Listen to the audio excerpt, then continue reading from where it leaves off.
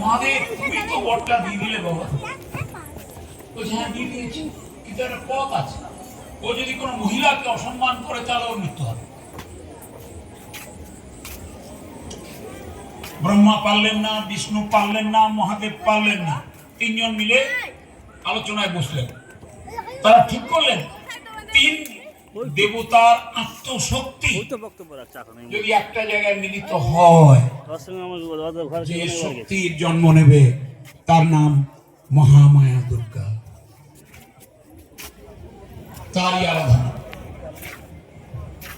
আর বাংলার মাটিতে মাতৃ জাতিকে দেবী রূপে বন্দনা করতে কে শেখালেন? রামকৃষ্ণ পরমহংসদেব। সারদা মা ছিলেন তার পত্নী, ঠাকুর রামকৃষ্ণ ছিলেন ঈশ্বরের অংশ।